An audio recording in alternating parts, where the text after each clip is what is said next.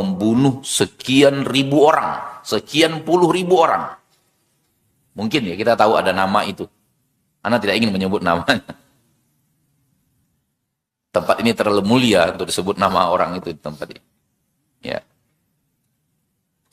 Kalau diterapkan hukum di dunia, apa yang bisa diberikan kepadanya? Hukum bunuh, Ustaz. Oke, bunuh baru satu nyawa, pembalas satu nyawa yang dia bunuh dari puluhan ribu nyawa. Terus puluhan ribu nyawa lainnya dapat apa?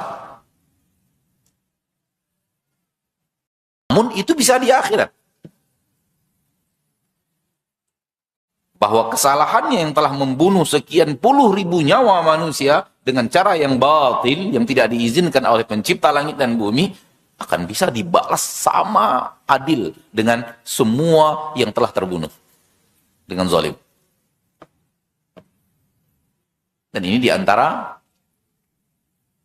kenapa harus ada akhirat secara logika ilmiah. Karena di dunia ini sistem keadilan tidak akan bisa diterapkan dengan sempurna. Bagaimana kita akan menerapkan hukum ghibah sementara pelakunya kita tidak tahu? Cobalah. Bagaimana cara menerapkan hukum ghibah? Maksud hukum itu adalah balasan kriminal. Kalau ghibah kita katakan kriminal. Secara agama kriminal atau tidak?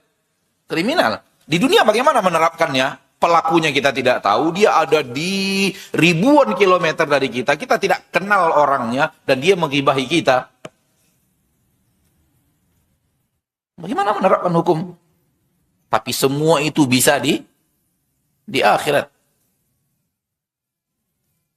Sadar akan poin ini, seorang muslim menjadikan hidupnya tujuannya adalah mencari bekal sebanyak-banyaknya selama dalam hidup yang sangat singkat ini, agar kemudian di hidup yang tanpa batas waktu dia mendapatkan hasil daripada amalnya.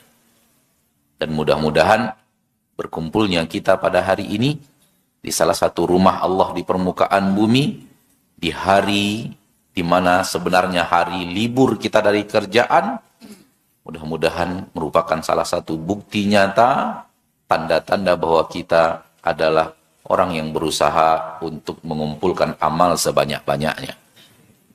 Karena kita tahu di hari ini justru maksiat bertambah banyak, bertambah kualitas, bertambah kuantitas. Namun Allah mengarahkan hati kita untuk menjauhi maksiat yang bertambah pada hari ini justru dengan melakukan hal yang diridhoi dan dicintai Allah Subhanahu wa ta'ala. Semoga Allah istiqomahkan kita di atas amal sampai detik-detik terakhir nafas kita. Amin ya rabbal alamin. Ma'asyiral muslimin, ana dimintakan untuk berbicara seputar takut kepada Allah tabaraka wa ta'ala. Dan takut kepada Allah tabaraka wa ta'ala itu adalah setengah agama kita. Karena setengahnya lagi adalah harap. Setengah agama Allah ini takut, dan setengah agama Allah lainnya adalah harap. Allah mentakdirkan kehidupan, sunnatullah di permukaan bumi, ada yang diharapkan dan ada yang ditakuti. Termasuk sunnatullah di dalam agama. Karena pencipta alam dan yang menurunkan agama satu. Di alam semesta ini ada yang diharapkan, ada juga yang ditakuti. Harapkan air hujan turun, tapi takut sama petirnya. Ya atau tidak? Iya. Dan pelajari alam-alam semesta terbentang ini, makhluk ciptaan Allah tidak berbeda dengan apa yang ada di dalam syariat Allah. Ada yang ditakuti, ada yang diharapkan. Ada hewan-hewan yang diharapkan, ada hewan-hewan yang ditakuti. Ada manusia-manusia yang diharapkan, ada juga manusia-manusia yang ditakuti. kita harapkan harta, kita takut kehilangan harta. Kita harapkan anak, kita juga takut kehilangan anak. Takut dan harap, dua hal yang selalu bersatu dalam kehidupan dunia, dan itu juga bersatu dalam agama. Agama Allah isinya setengahnya takut, setengahnya harap. Oleh karena itu, para nabi dan para rasul, tugas utama mereka dua hal. Memberikan rasa harap dan memberikan rasa takut. Allah berfirman dalam Al-Quran, dalam ayat yang mungkin semua kita familiar mendengarnya. Rusulan mubasyirina wa mundhirina. Kami utus para rasul ke permukaan bumi. Tugas mereka adalah mubasyirina, pemberi kabar gembira. Ini isinya apa? Harap. Wa mundhirina, pemberi kabar petakut. Pemberi kabar peringatan akan mara bahaya. Ini isinya apa? Takut. Agar apa? Li'alla yakuna linnasi 'alallahi hujjatun ba'dar rusul. Agar manusia tidak lagi punya hujjah kepada Allah setelah diutusnya para rasul. Telah diterangkan kepada kalian bahwa perbuatan kalian ini akan mengundang mara bahaya, namun kalian tetap lakukan. Kalian tidak punya hujah di hadapan Allah untuk mengatakan, kami tak tahu.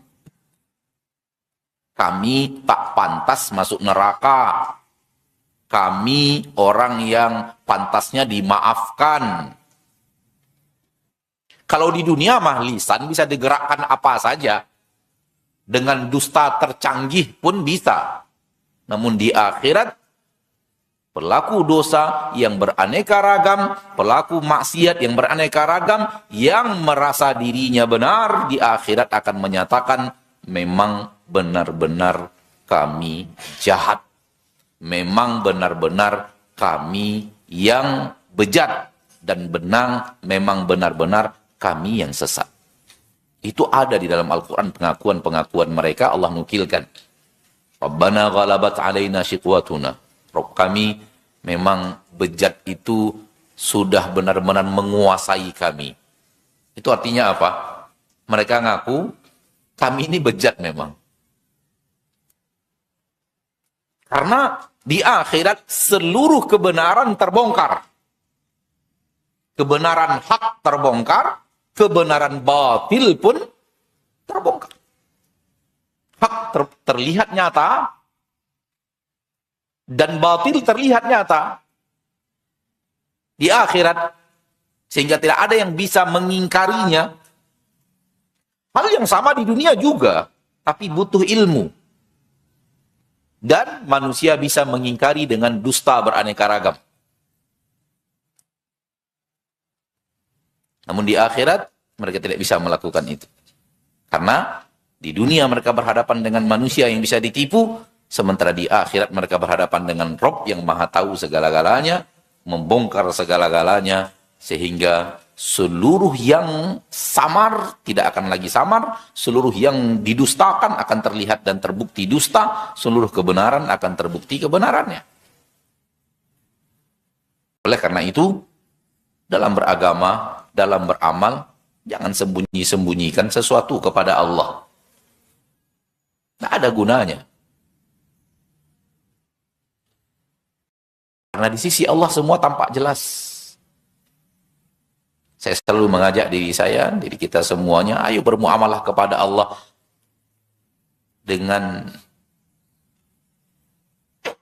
ayo bermuamalah itu kepada Allah, bukan kepada manusia. Kalau manusia kita masih bisa ngelak-ngelak begini, begini. Namun kepada Allah bagaimana caranya? Ya'lamu kha'inatal a'yuni wa ma tukhfis sudur. Allah mengetahui khianat yang ada pada mata, dan Allah mengetahui apa yang tersembunyi di dalam dada. Maka orang yang bermuamalahnya di dunia, bermuamalah kepada Allah, hidupnya lempeng. Dia katakan apa adanya. Dia katakan dia salah, dia katakan dia salah. Saya salah, saya manusia, saya keliru. Saya sesat sebelumnya. Saya tak tahu kebenaran sebelumnya. Sekarang saya tahu, saya kembali kepada kebenaran. Ini orang-orang yang jujur di dalam bermuamalah. Namun alasan demi alasan ini itu bisa dilakukan di dunia, namun tidak bisa dilakukan di akhirat.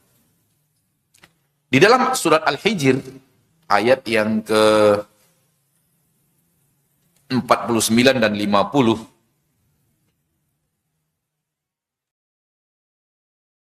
juga hal yang sama. Agama ini sebahagiannya harapan dan sebahagiannya takut. Allah berfirman, "Nabbi ibadi anni anal ghafurur rahim." Beritahu hambaku, sampaikan kepada hambaku berita bahwa aku adalah Rabb, aku adalah Allah yang Maha Pengampun dan Maha Pengasih. Ini apa isinya? Apa isinya? Harap. Allah itu Maha Pengampun.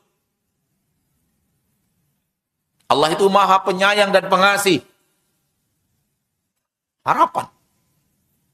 Karena kalau bertemu Allah, bertemu Rabb yang Maha Pengampun. Dan kalau diampuni oleh Allah, diberikan kasih sayang oleh Allah di akhirat. Yang tidak diampuni, tidak diberikan kasih sayang.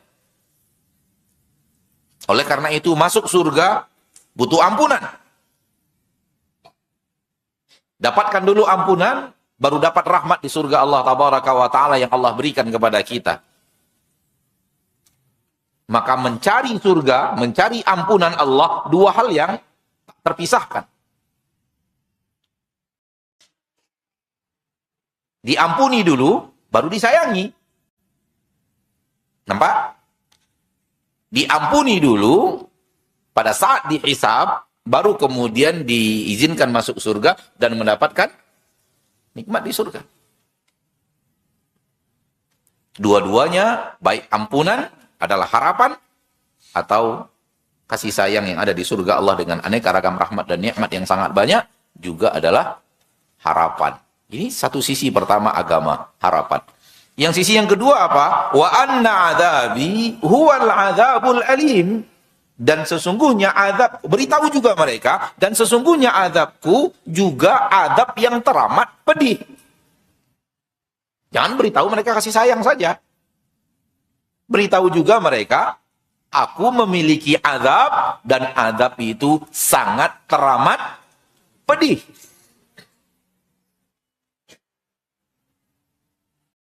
Saking pedihnya, Allah sampaikan kepada kita, kita nggak bisa bayangkan. Saking pedihnya, Rasul sampaikan kepada kita, namun kita nggak bisa bayangkan. Karena di dunia itu nggak ada yang seperti itu.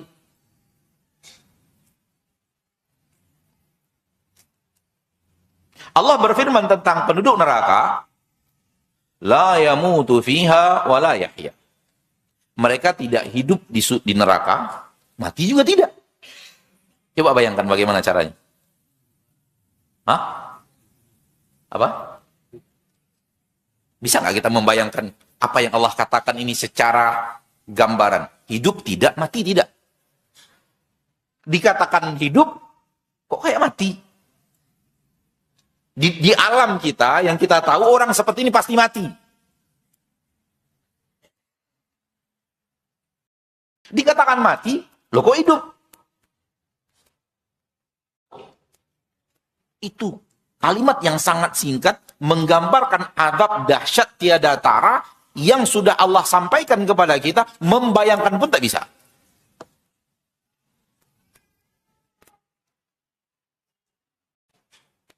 Orang yang kepalanya hancur lebur, hancur kepalanya. Di dunia mati apa hidup? Tapi dia masih hidup.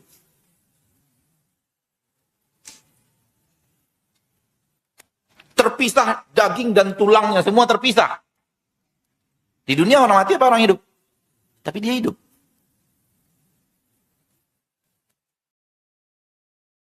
Api membakar sampai ke bagian terdalam tubuhnya. Mati apa hidup? Tapi dia merasakan itu, dia hidup.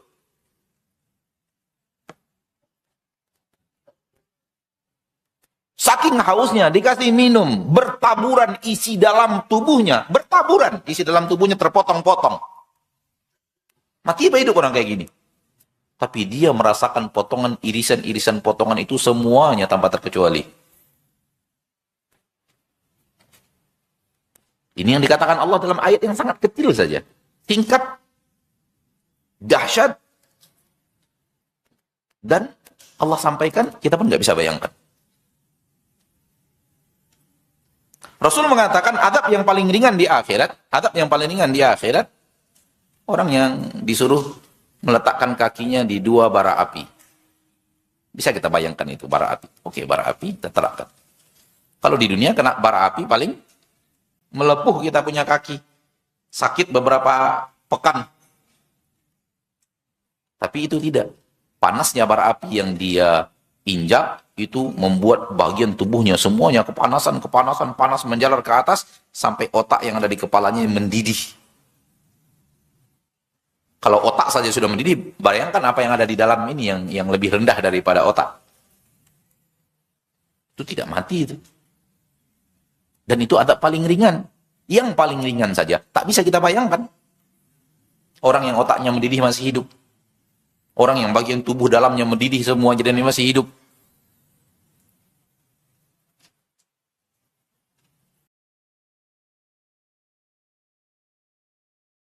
Semua ini dan yang lainnya menunjukkan bahwa beritahu mereka azabku juga sangat pedih. Yang mendapatkan rahmat Allah, yang mendapatkan harapan-harapan di sisi Allah, mendapatkan kasih sayang Allah. Dan yang mendapatkan azab, mendapatkan keadilan Allah. Sayang dan adil, dua-duanya kebaikan. Tak ada sayang yang tidak baik, dan tak ada adil yang tidak baik. Adil baik. Adil itu baik apa tidak? Sayang itu baik atau tidak? Yang mendapatkan kenikmatan, ampunan, dan mendapatkan rahmat Allah, mendapatkan sayangnya Allah. Rahmatnya Allah. Kasih sayang Allah. Dan yang mendapatkan azab pedih, mendapatkan keadilan Allah. Di dunia saja, manusia tidak merasa aneh kalau manusia-manusia bejat dimasukkan penjara. Ya atau tidak? Di dunia ini saja, pelaku mutilasi 23 orang gitu. Lalu kemudian di pengadilan diputuskan penjara selama 45 tahun. Orang tepuk tangan. Masya Allah, hakim yang adil. Ini teraniaya loh, 43 tahun masuk penjara. Kok Anda tepuk tangan merasa bagus, keadilan telah ditegakkan? Di dunia saja, para manusia durjana dihukum penjara, penegakan keadilan, manusia memujinya. Kenapa kemudian manusia durjana diadili oleh Allah? Banyak yang protes. Yang protes rata-rata durjana. Karena dia ingin di dunia berbuat sesukanya dia, dan dia ingin di akhirat tak masuk neraka. Protes itu maknanya, Pak. Protesnya mereka itu maknanya, saya ingin di dunia berbuat semaunya saya, tapi di akhirat saya tidak mau masuk neraka. Coba lakukan itu di dunia. Saya mau berbuat apa saja, tapi jangan sekali-kali saya masukkan ke penjara. Orang akan tertawa, logika berpikir mau aneh.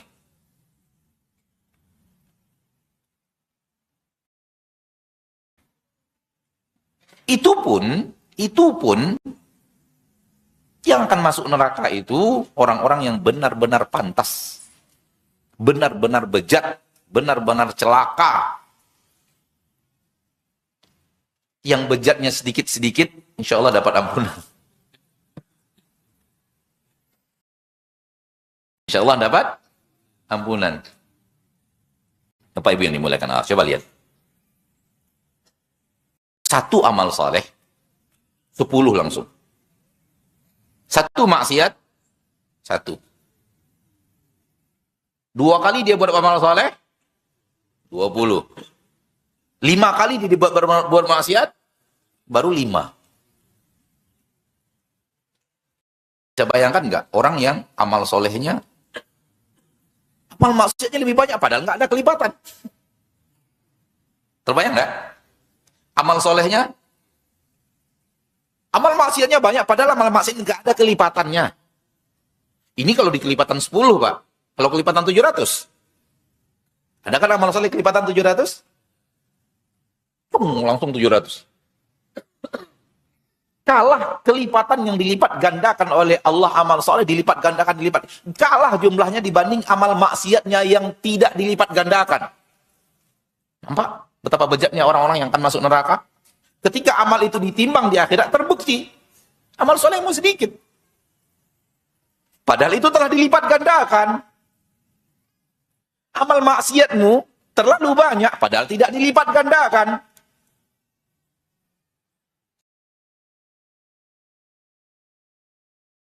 Maka pantas masuk neraka, pantas mendapatkan keadilan. Na'udzubillahi min dzalik. Semoga bukan kita orangnya. Tapi kita harus takut. Kalau kita tidak mendapatkan ampunan itu, rasa takut itu kita butuhkan. Karena rasa takut itu yang akan menjadikan kita membentengi diri.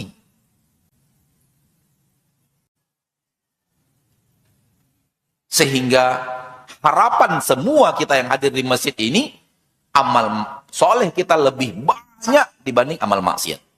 Amal maksiatnya pasti ada. Apa orang zaman sekarang yang lepas dari maksiat? Nggak ada. Kalau ada yang mengatakan itu pasti dusta itu. Atau akidahnya sudah sesat. Bahwa fulan, guru saya, kiai saya, itu orang yang tak berdosa. Untuk zaman sekarang ya. Itu pasti cukup itu saja, cukup aliran sesat itu. Apalagi kalau sampai meyakini kiai saya bisa membentengi saya dari neraka. Kalau sudah ikut kiai itu berarti neraka sudah aman. Kalau sudah hilang rasa aman dari neraka, itu artinya silahkan berbuat maksiat sesukamu. Itu yang diinginkan syaitan. Kalau rasa takut dari neraka itu sudah hilang, maka akidah-akidah yang seperti ini bisa kita lihat. Pelakunya banyak berbuat maksiat. Kenapa? Sudah merasa aman dari neraka, itu sudah ada yang membentengi saya dari neraka nanti. Guru saya akan berdiri di depan neraka. Kalau ada muridnya lewat, enggak, kamu bukan tempat kamu di sini, tempat kamu di sana. La haula wala quwwata illa billahil aliyyil azim.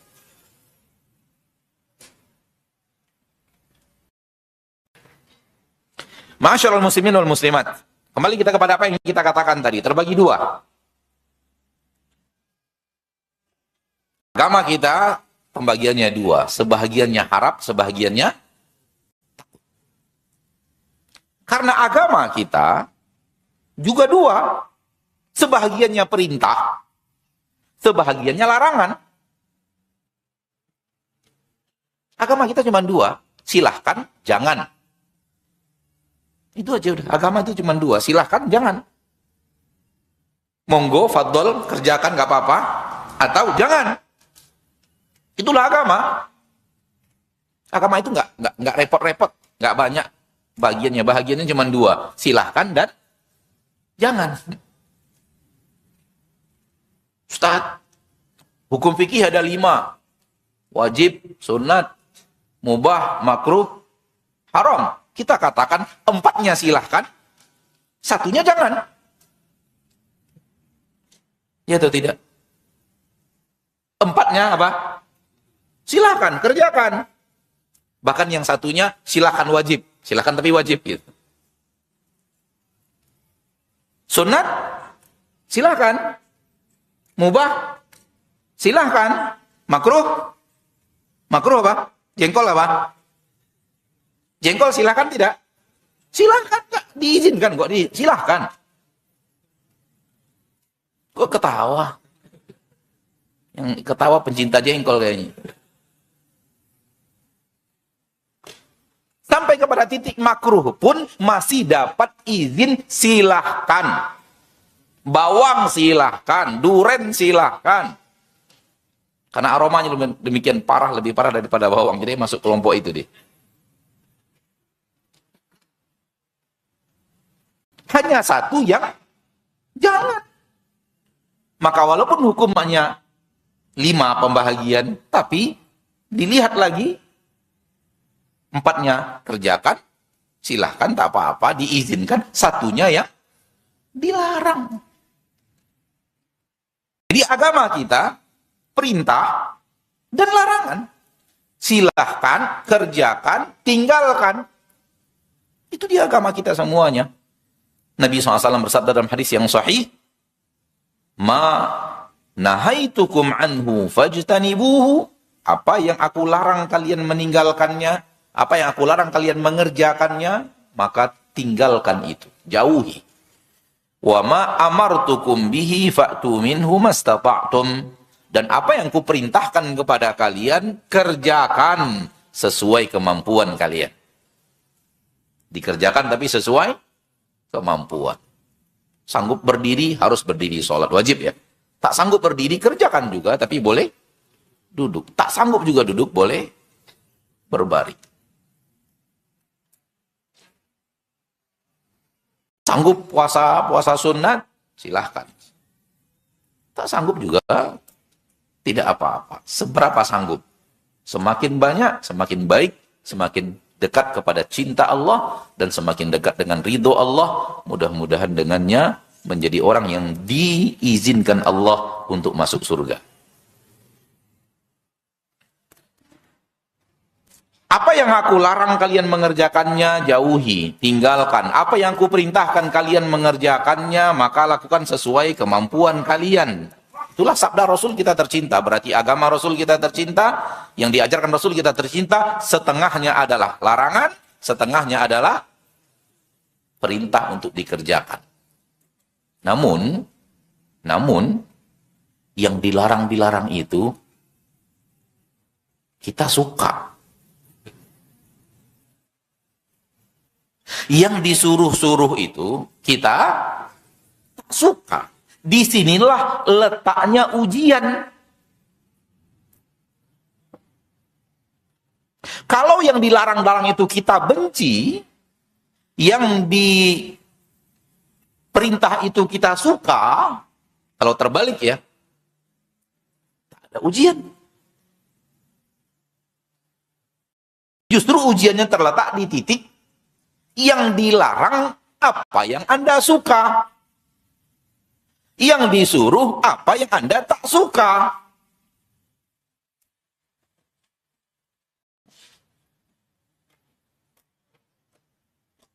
Disinilah posisi harapan dan takut. Sengaja kita melakukan apa yang kita tidak suka karena di baliknya ada yang harapan yang sangat besar. Itu dia. Ada harapan yang sangat besar. Suka kita ini, nggak suka kita. Tapi ada harapan yang sangat besar di ujung. Apabila yang tak suka ini dikerjakan, ada harapan yang sangat besar yang menanti. Karena harapan yang sangat besar itu, kita berkorban sedikit melakukan sesuatu yang tidak kita suka agar mendapatkan harapan besar itu. Faham? Sebaliknya, dan ini materi kita. Kita suka. Tapi ada bencana besar di ujungnya. Kita suka, tapi ada apa? Ada bencana besar, azab alim. Azab alim, azab yang teramat dahsyat, teramat pedih di ujungnya. Kita suka ini. Tapi diancam, yang suka ini kalau kita kerjakan, diancam dengan azab yang sangat dahsyat, yang sebahagiannya diterangkan. Yang kalau manusia melihat azab itu, kalau mereka pernah melihat azab itu, nggak akan berani berbuat maksiat. Itu yang dikatakan oleh Nabi kita tercinta. Kalau kalian sudah melihat, kalau kalian bisa melihat apa yang saya lihat, ini saya kalian banyak menangis, sedikit tertawa. Ketika ditanya, ya Rasulullah, engkau telah melihat apa? Rasulullah mengatakan, aku melihat surga dan neraka. Dan kepada para malaikat Allah bertanya, apa yang mereka takuti? Orang-orang yang duduk berkumpul di majelis ilmu, apa yang mereka takuti? Dalam hadis yang sahih dari Imam Bukhari, panjang hadisnya, namun diantaranya adalah Allah bertanya kepada malaikat, mereka ketika hadir di majelis taklim itu, apa sih yang mereka takuti? Kenapa nggak pergi saja sana? Di tempat-tempat maksiat, ada musik, ada orang joget-joget, ada khamar, ada... Kenapa mereka berkumpul? Apa yang mereka takuti? Kata malaikat, mereka takut adab engkau ya Rabb. Mereka takut neraka. Allah bertanya kepada mereka, para malaikat, hal ra'auha. Apakah mereka pernah melihat neraka? Malaikat menjawab, tidak. Allah bertanya lagi, fakaifa idza ra'auha. Lalu bagaimana kalau mereka pernah melihat neraka itu? Jawaban malaikat, mereka pasti akan lebih lari lagi, lebih cepat lagi larinya menghindar dari maksiat itu. Itu kalau mereka melihat neraka.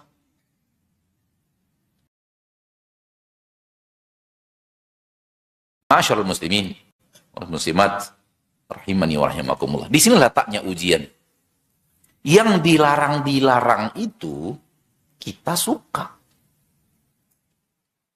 Sehingga butuh diberikan rasa takut agar sukanya tersebut terhenti dikarenakan ada rasa takut yang membentengi.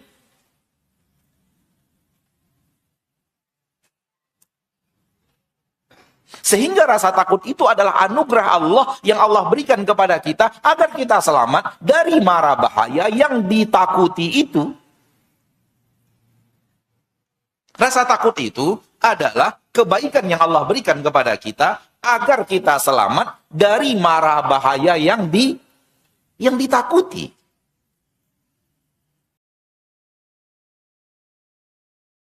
Dan apa yang ditakuti dari mara bahaya itu bukan cerita kosong, bukan cerita khayal. Dia benar-benar mara bahaya besar. Oleh karena itu diutus para nabi dan para rasul yang sangat banyak untuk menyampaikan itu kepada manusia. Diturunkan Al-Quran dan dikekalkan Al-Quran untuk menjadi kekal ancaman mara bahaya itu. Dan itu pasti akan datang. Dan Allah Tabaraka wa Ta'ala berikan sebahagian contoh-contoh kecil dari manusia-manusia yang diazab.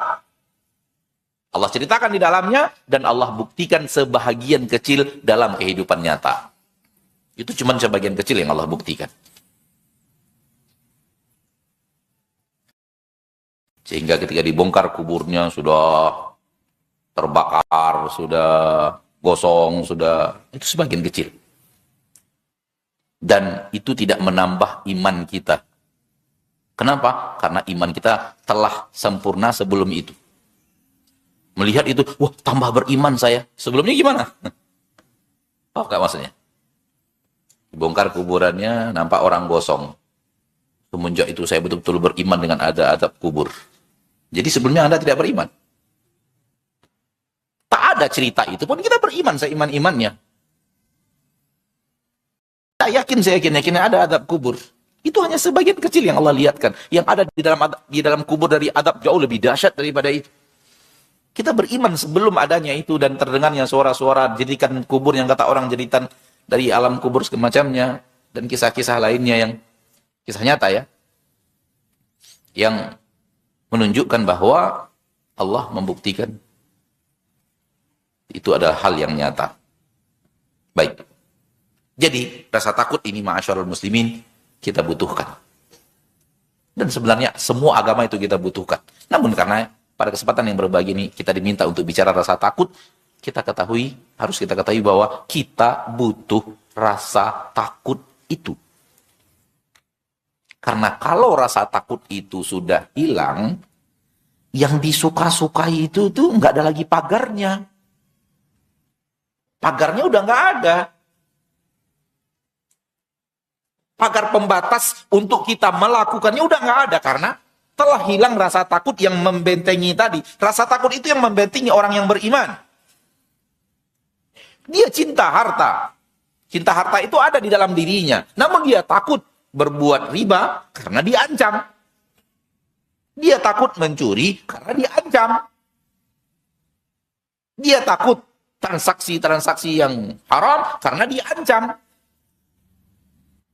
Ada ancamannya dalam agama kita.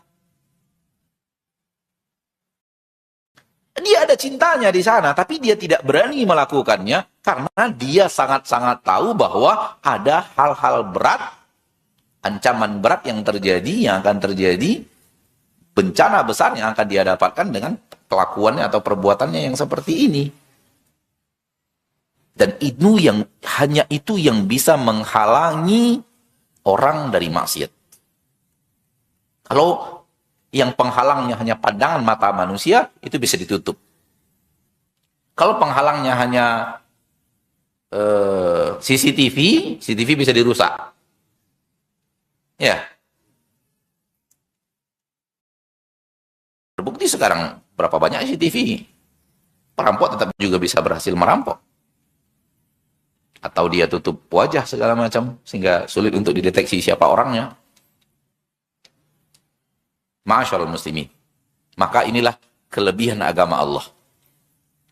Kelebihan agama Allah ada pada rasa takut yang tertanam di dalam diri, yang mencegah diri menuju hal yang dia sukai, namun tak diizinkan oleh syariat. Itu kesimpulannya.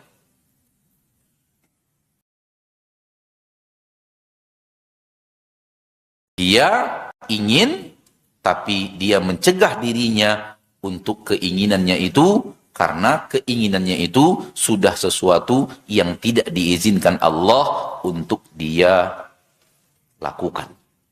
Dan ini bervariasi. Insya Allah mayoritas kita banyak yang tahu yang kita suka itu, suka kita lihat dengan mata, suka kita dengar dengan telinga, suka kita ucapkan dengan lisan, suka kita pergi ke tempat itu dengan melangkahkan kaki, suka kita ambil, suka kita beri, suka kita tanda tangani, suka kita sentuh, suka kita fikirkan, suka kita lakukan amalan-amalan hati, namun dilarang oleh Allah. Dan larangan-larangan itu, dari hal yang kita sukai itu, dikatakan ini adalah dosa, dan dosa ini adalah kumpulan azab nanti di kampung akhirat. Oleh karena itu, barang siapa di antara manusia yang benar-benar takut, maka akan terlihat dia jauh dari yang dia suka, yang dilarang. Dia suka tapi dilarang. Namun apabila dia suka tak dilarang, maka ucapannya adalah silahkan. Kita suka harta, tapi tak dilarang. Ya silakan. Silakan punya 100 miliar, 200 miliar.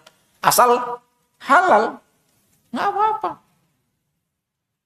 Wa ataitum ihdahunna qintara. Apabila kalian sudah menikah dan telah memberikan kepada istri kalian harta yang melimpah ruah. Harta yang sangat banyak sebagai mahar. Kenapa Allah menyebut harta melimpah ruah? Harta yang sangat banyak.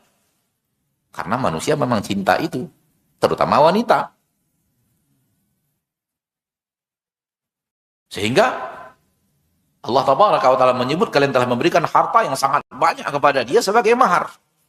Wala ta'khudhu minhu syai'a. Jangan coba-coba lagi ambil lagi mahar itu dari wanita tersebut. Walau harta itu sudah sangat banyak.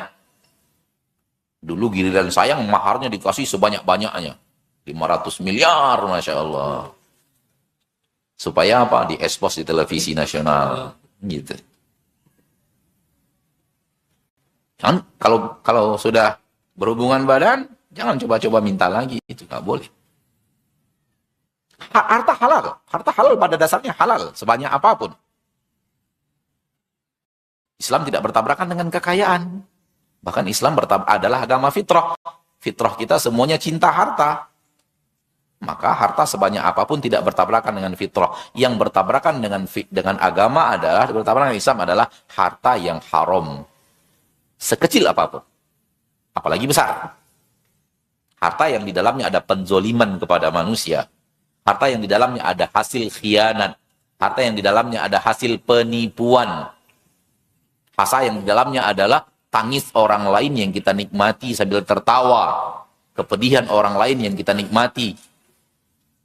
Dan Allah Maha Adil dalam memberikan hukuman. Di dunia sulit.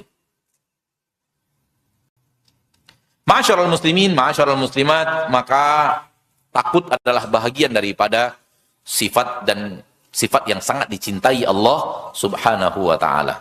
Lebih daripada sekedar dicintai, ana mengatakan bahwa itu sifat yang kita butuhkan. Karena tujuan hidup kita adalah surga dan selamat dari neraka, maka kebutuhan selamat dari nerakanya itu adalah takut itu.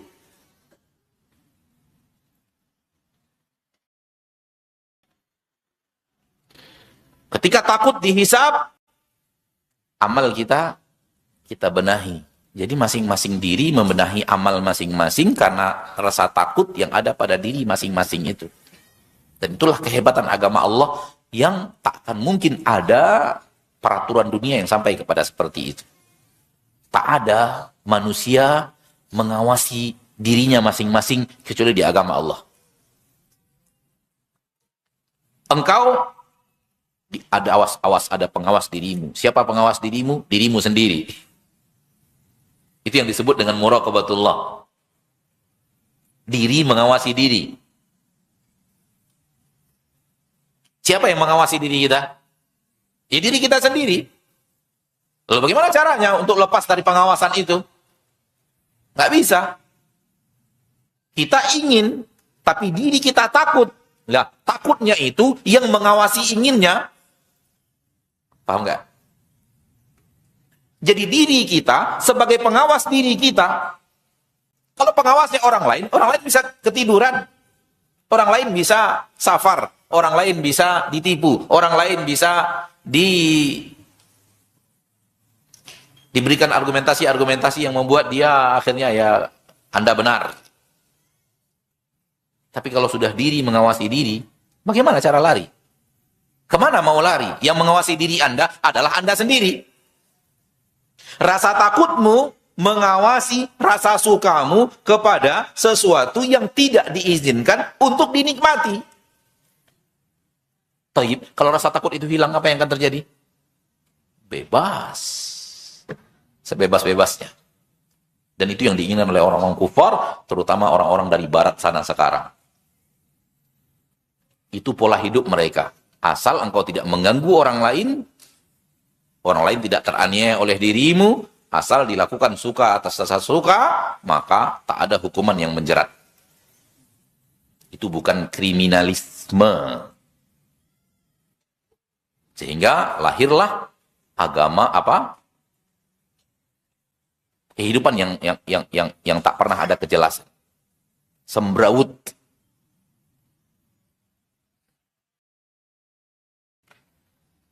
Oke, saya suka.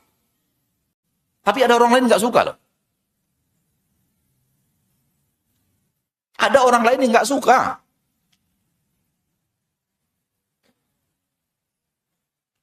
Apakah sukanya dirimu?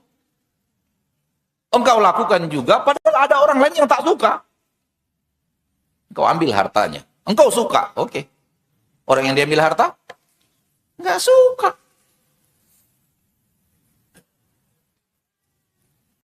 Seorang lelaki datang kepada Nabi SAW dan berkata, pemuda waktu itu dia, masih muda, dan berkata, ya Rasulullah, izin li fi zina. Ya Allah, izinkan saya berzina. Ini adalah kejujuran tingkat tinggi.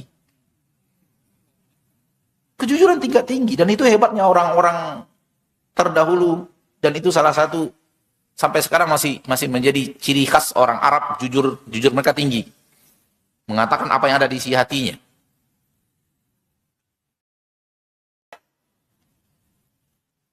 Rasulullah mengatakan, kalau zina itu kan, saya suka, dia juga suka. Kan sama-sama suka. Tapi lihat Rasulullah, apakah engkau ridho kalau ibumu dizinai orang? Oke, engkau ridho. Wanita itu ridho. Sekarang coba, kalau ibumu dizinai orang, kamu suka nggak? Tidak. Berarti ada orang lain yang tidak suka dengan pekerjaan itu. Termasuk dirinya yang melakukan itu nggak suka. Anakmu? Enggak. Saudara perempuanmu? Enggak juga. Orang lain juga nggak suka. Yang kau zinai itu adalah ibunya orang, anak gadisnya orang, saudara perempuannya orang, saudari orang, gitu kan? Engkau juga punya ibu, engkau tak mau. Engkau juga punya anak gadis, engkau tak mau. Engkau juga punya saudari, engkau tak mau. Itu juga ibunya orang. Saudarinya orang.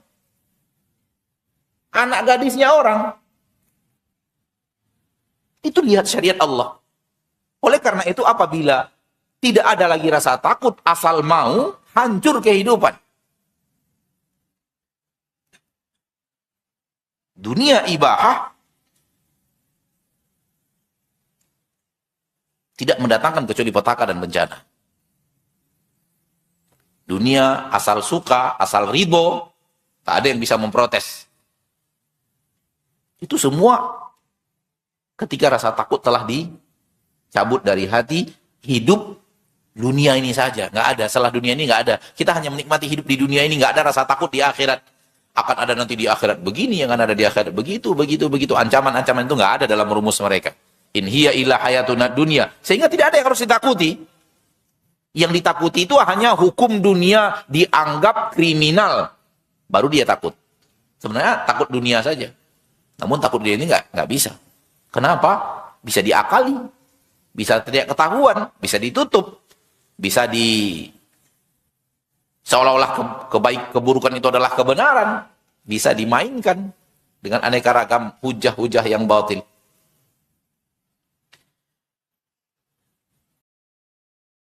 Maka pengetahuan manusia tentang Allah melahirkan dua hal. Melahirkan rasa harap yang besar akan kasih sayang Allah dan melahirkan rasa takut yang besar kepada Allah Subhanahu wa ta'ala.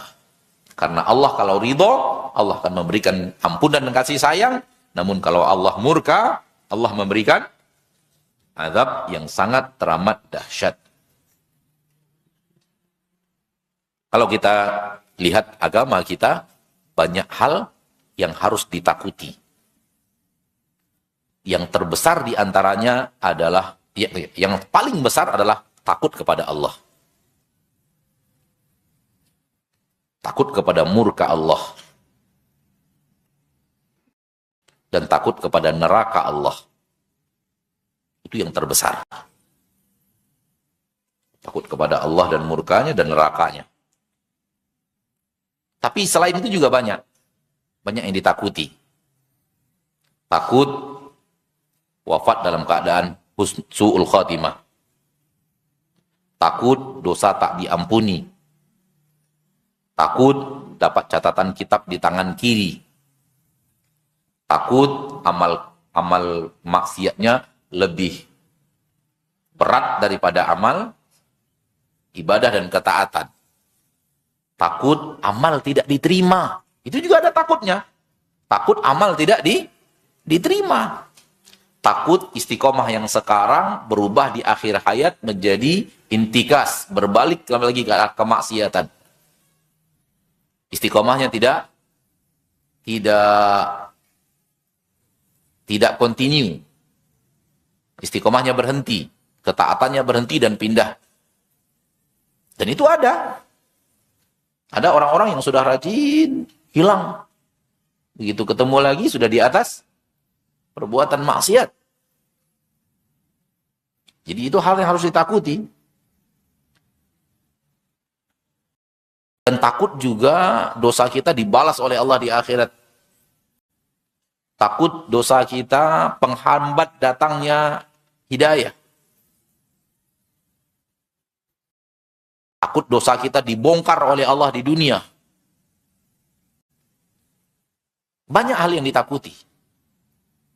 Namun semuanya mengarah kepada sesuatu yang adalah dosa yang mengundang aneka ragam mara bahaya. Oleh karena itu, Allah tabaraka wa ta'ala berfirman di dalam Al-Quran tentang orang-orang yang Allah cintai. Dan ini takut tingkat tinggi.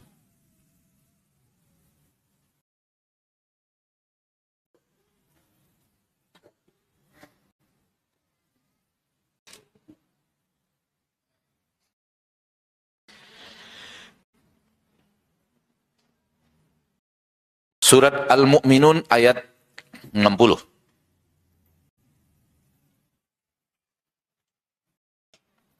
Walladzina yu'tuna ma ataw wa qulubuhum wajilatun annahum ila rabbihim raji'un.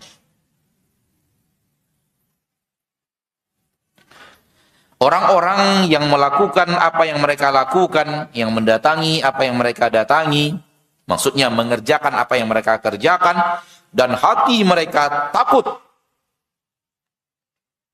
Ini takut tingkat tinggi. Karena makna ayat adalah orang yang sholat, puasa, bersedekah, tapi takut tidak diterima. Takut menjadi sia-sia. Kalau sudah sampai kepada takut yang seperti ini, apalagi takut maksiat, itu dia sudah lewat di atas level itu. Dia ibadah dan takut tidak diterima.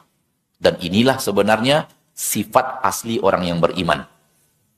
Sifat asli orang yang beriman adalah menggabungkan aneka ragam ketaatan dengan ketakutan.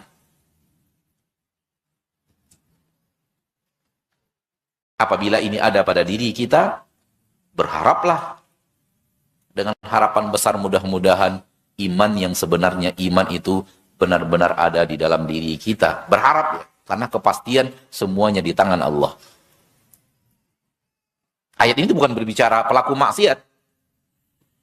Ayat ini berbicara orang yang rajin sholat, rajin puasa, rajin zakat, rajin ngaji, rajin baca Quran, rajin sedekah, rajin umrah, rajin berbakti ke orang tua, rajin amanah, namun masih takut.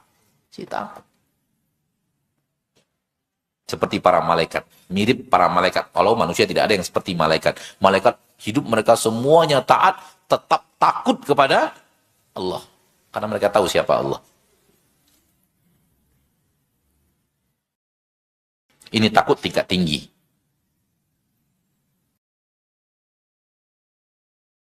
Karena itu dipuji oleh Allah di dalam Al-Quran. Lalu Allah katakan, ulaika yusari'una fil khairati wa hum laha sabiqun. Ayat setelahnya ayat ke-61 dari surat Al-Mu'minun. Yang tadi ayat 60, ini ayat 61. Kalau sudah lahir takut yang seperti ini, kalian akan melihat mereka adalah orang yang berpacu-pacu dalam kebaikan. Kalian akan melihat mereka adalah orang-orang yang berlomba-lomba di atas ketaatan.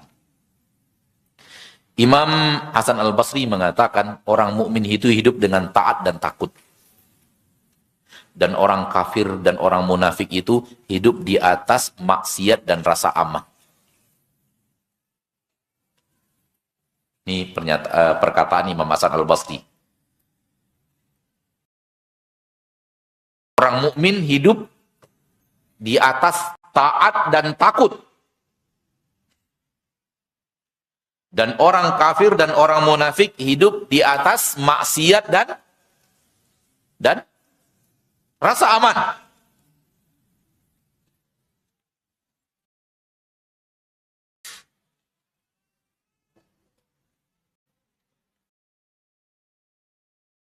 Ada sebuah hadis yang diriwayatkan oleh Imam At-Tirmidzi, yang diriwayatkan oleh Imam Ibnul Mubarak di dalam kitab Az-Zuhud.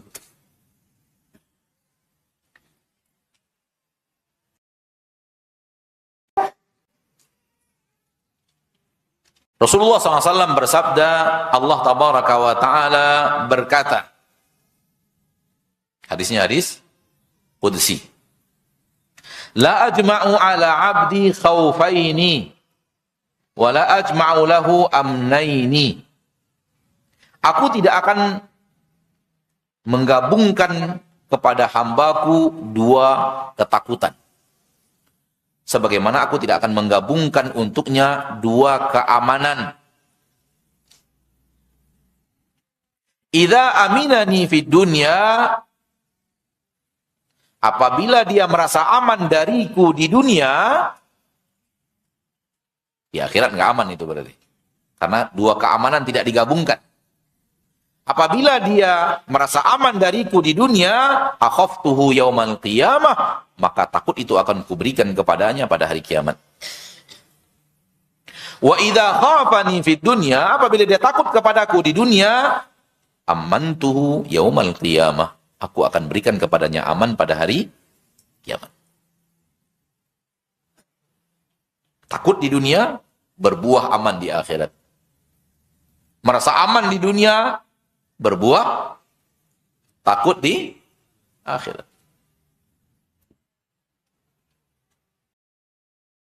Maka orang yang tadi mengatakan kenapa ada neraka, dia ingin aman di dunia, aman di akhirat.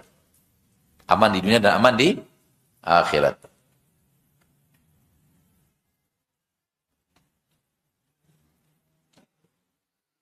Ma'asyiral muslimin wal muslimat rahimani wa rahimakumullah. Maka sifat takut yang merupakan ciri khas orang-orang yang beriman dan bertakwa kepada Allah Tabaraka wa Ta'ala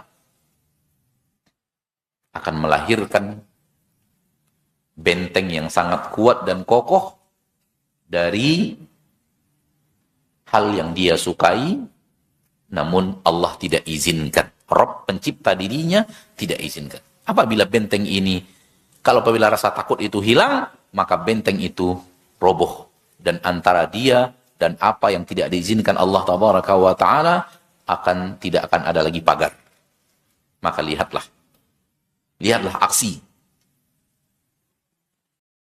Dan terlalu banyak apa yang bisa kita lihat, aksi rasa tidak takutnya manusia lagi kepada Allah dan azab Allah Tabaraka wa Ta'ala, sehingga segala sesuatunya terjadi dengan terang-terangan, maksiat dengan terang-terangan.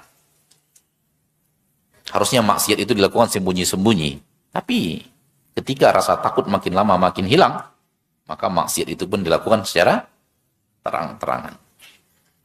Dan ini lebih parah. Maksiat apabila dilakukan terang-terangan, sulit Allah akan berikan kepadanya ampunan.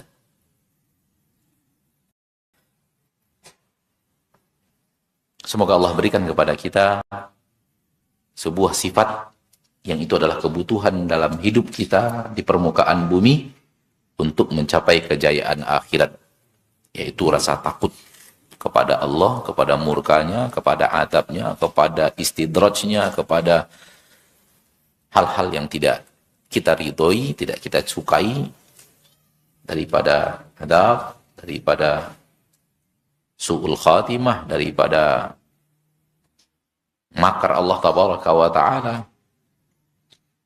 Namun untuk mengimbangi rasa takut harus ada rasa harapnya juga. Harus ada rasa harap, karena hidup itu apabila takut saja hancur, apabila harap saja tanpa batas.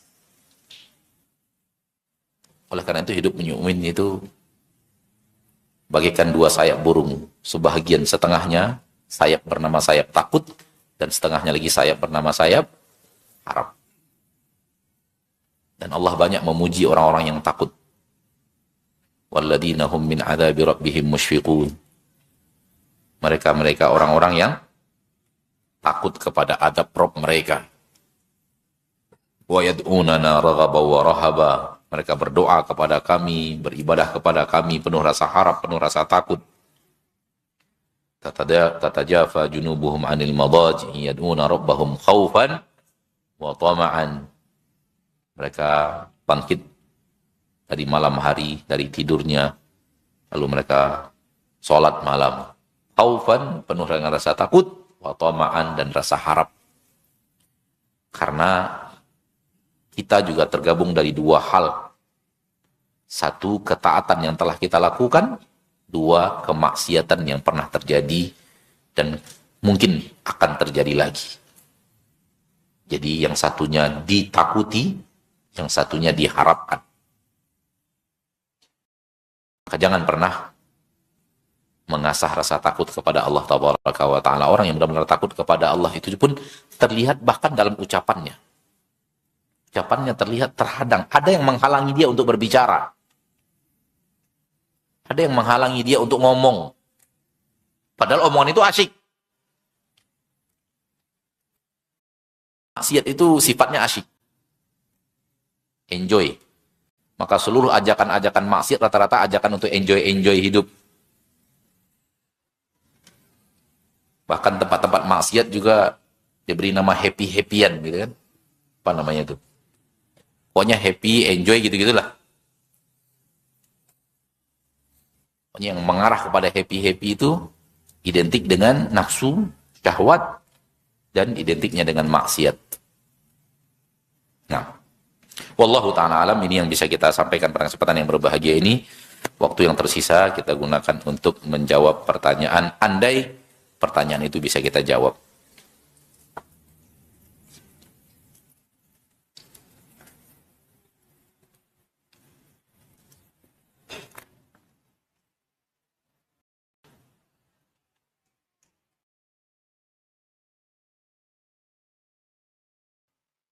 Di antara kita di sini masih ada yang hobi mendengar berita korupsi gitu.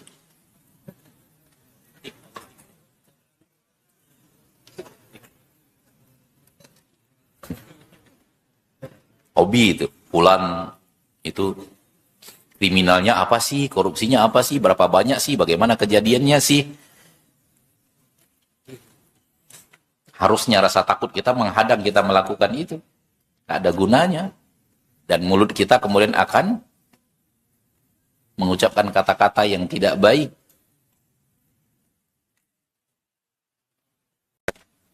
Tapi asyiknya tadi, indikasi maksiat. Ada sesuatu dalam diri kita itu membawa kita ke sana. Syahwat itu mail, condong kepada maksiat. Oleh karena itu, syahwat itu harus ditahan. Jadi orang yang beriman menahan syahwatnya. Kalau tidak hanyut. Kan saya. Orang ngomong itu lagi rame-ramenya, kita ikut. Ngapain? Buang-buang waktu. Buang-buang pahala. Tidak buang-buang waktu aja, buang-buang apa? Pahala. Pahala kita berikan ke dia.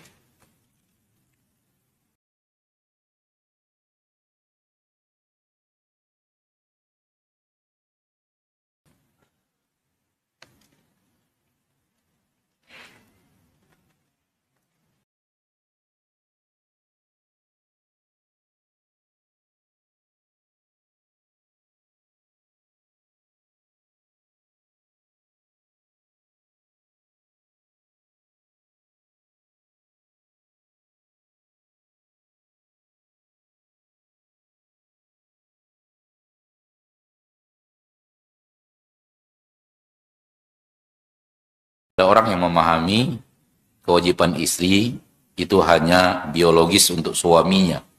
Adapun yang lain itu bukan kewajiban istri. Apakah benar, Ustadz? Kayaknya nggak benar ya. Kayaknya nggak benar.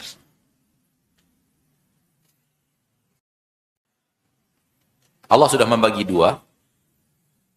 Tugas luar itu diberikan kepada laki-laki. Karena memang jasadnya Allah ciptakan cocok untuk tugas luar. Dan bagian dalam rumah tangga itu tugas wanita. Sehingga Allah berikan juga kepadanya psikologis dan hal-hal yang berhubungan dengan penciptaan jasmaninya cocok untuk tugas di rumah. Maka pekerjaan-pekerjaan rumah adalah kewajiban istri. Wallahu a'lam.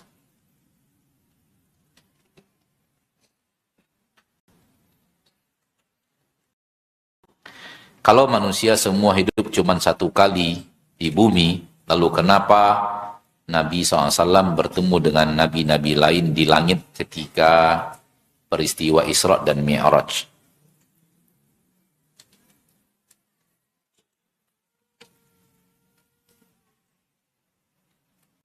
Jangan jadikan peristiwa-peristiwa yang hanya segelintir kecil merusak hukum umum.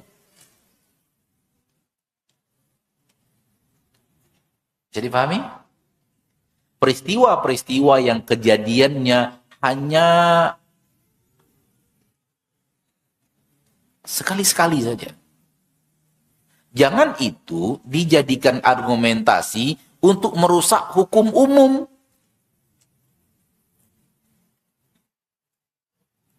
Hukum umumnya adalah manusia hidup di bumi hanya sekali. Oke, selesai. Itu hukum umum. Nah, lihatlah. Saksikanlah. Berapa miliarnya. Berapa puluh miliarnya. Kenapa ini menjadi sesuatu yang diragukan? Karena adanya peristiwa Isra dan Mi'raj. Rasulullah bertemu dengan Nabi Isa, Rasulullah bertemu dengan Nabi Musa, Rasulullah bertemu dengan Nabi Ibrahim. Kenapa ini diragukan? Karena itu peristiwa yang terjadi sekali.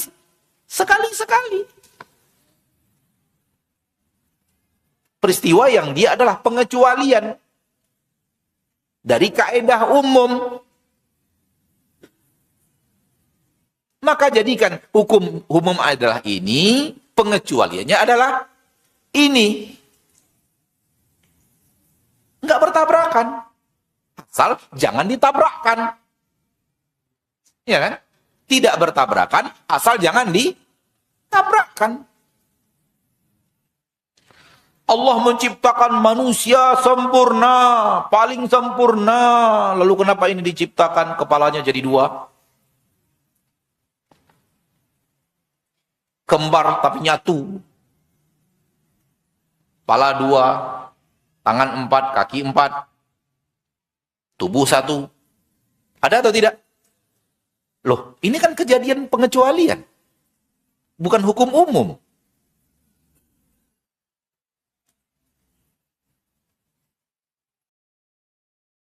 Apabila kita melihat kehidupan di permukaan bumi ini, ada hukum umum, ada hukum pengecualian dari hukum umum itu. Agama kita juga demikian. Ada hukum umum, ada pengecualian. Semua manusia wajib sholat, kecuali sedang haid dan nifas. Jangan kemudian hukum wajib sholat dirusak gara-garanya ada orang yang tidak sholat, bernama wanita haid dan wanita nifas. Ini hukum umum, ini hukum pengecualian.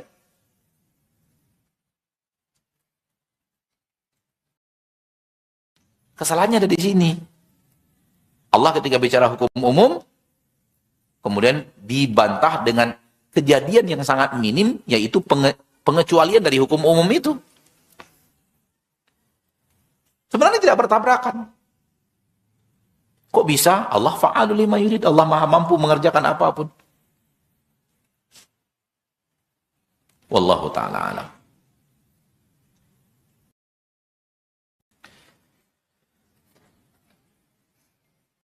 Neraka tidak pernah dilihat. Hukum umum. Rasul pernah melihat neraka. Surga tidak pernah terlihat mata. Hukum umum. Nabi Adam pernah ada di dalam neraka. Di dalam surga. Ibunda Hawa juga pernah ada di dalam. Bahkan iblis pernah di dalam surga.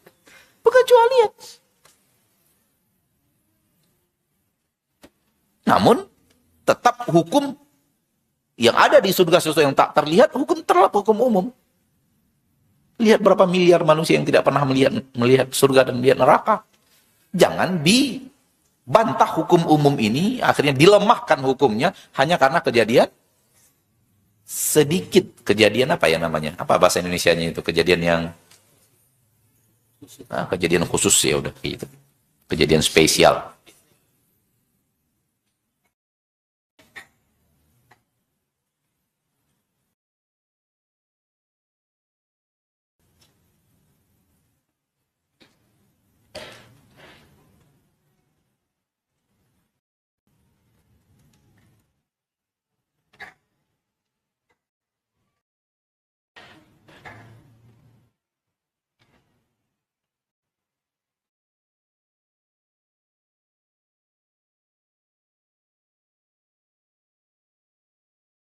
Ketika membaca surat Hud tentang kisah para nabi, Allah melaknat perbuatan maksiat pada zaman itu, dan perbuatan tersebut banyak terjadi di zaman kita sekarang. Apakah kita umat terakhir tinggal menunggu laknat Allah?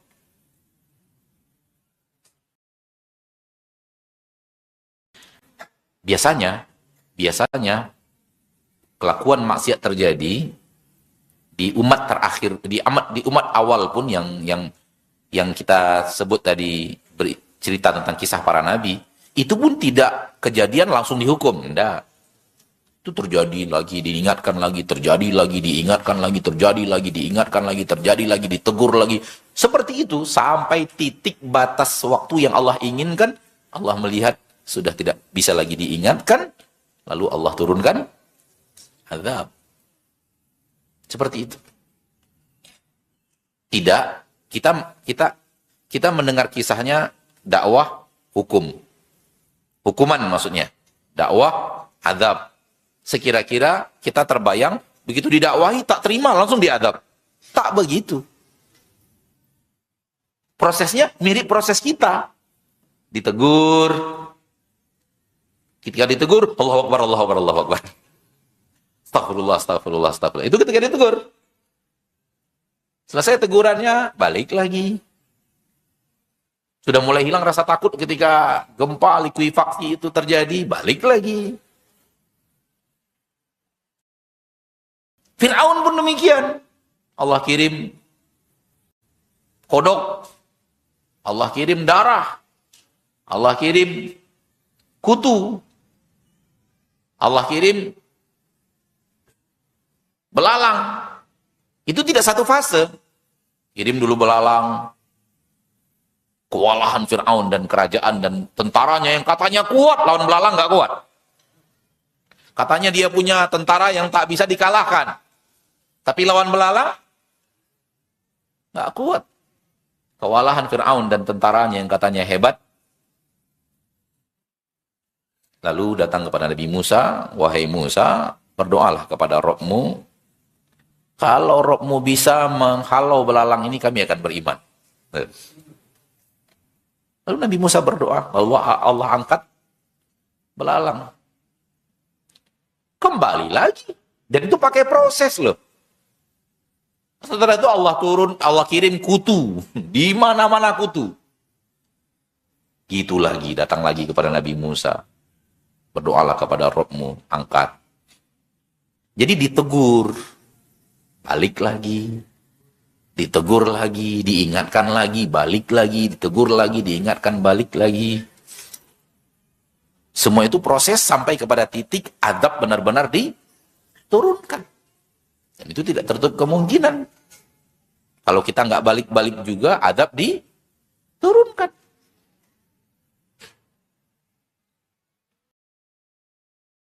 Itu dia. Wallahu a'lam. Nabi Nuh 1000 tahun.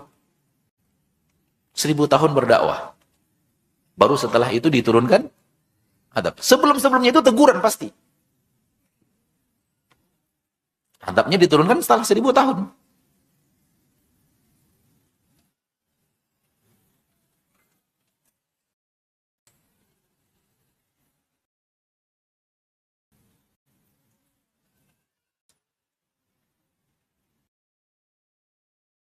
Bolehkah kita melakukan ba'diyah zuhur 4 rakaat dan qobliyah asar 4 rakaat? Wallahu a'lam, yang ana tahu boleh. Ada riwayat hadis qobliyah zuhur 4 dan ba'diyahnya 4. Kemudian qobliyah asar juga boleh dikerjakan 4. Namun dari 4 yang ba'diyah zuhur, 2-nya yang rawatib. 2-nya yang rawatib.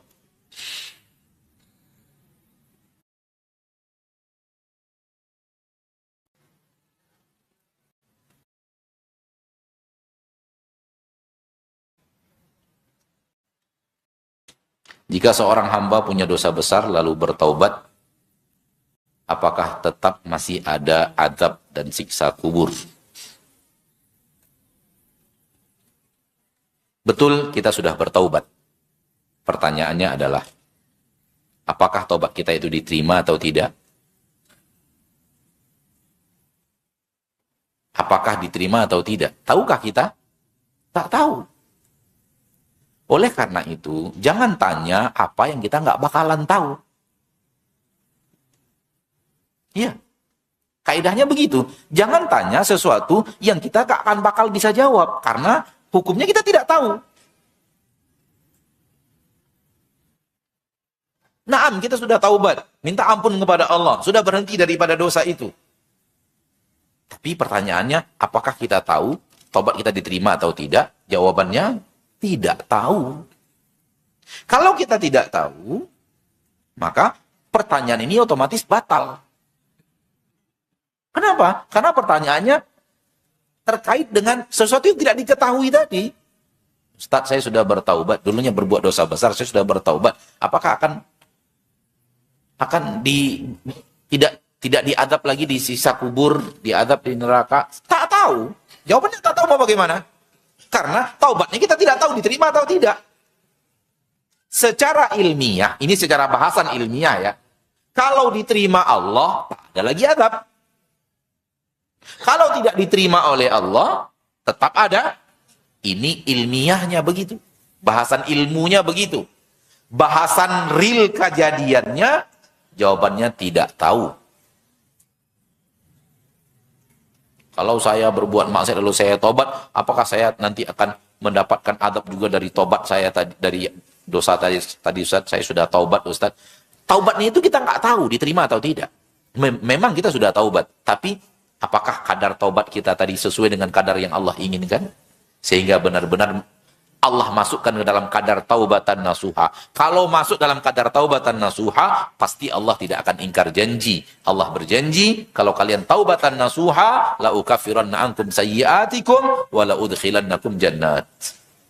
Aku pasti ampunkan dosa-dosa kalian, dan aku pasti akan masukkan kalian ke dalam surga-surga yang mengalir di bawahnya sungai-sungai. Kalau taubatannya taubat nasuha, namun permasalahannya kita tak tahu. Kita sudah taubat, apakah taubat kita benar-benar sudah nasuha dalam penilaian Allah, bukan penilaian kita.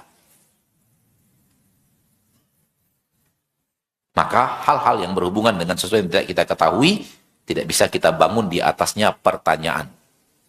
Kecuali keterangannya hanya ilmiah saja. Kalau taubatan itu diterima, maka dosanya hapus. Karena Allah berjanji mengampuni dosa.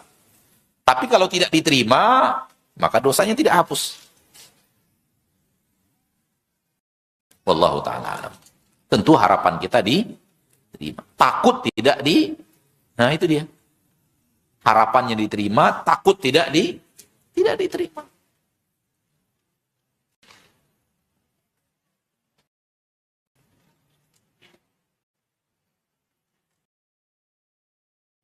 Apakah seorang muslim yang baik tidak diperbolehkan secara mutlak untuk mengomentari kebijakan pemerintah yang merugikan kaum muslimin?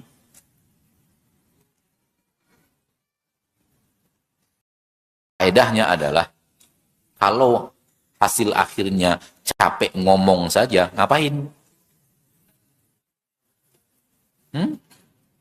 Ngapain buang-buang waktu untuk ngomentari, marah-marah, maki-maki, hasil akhirnya Anda tak akan bisa berbuat apa-apa karena keputusan di tangan kami.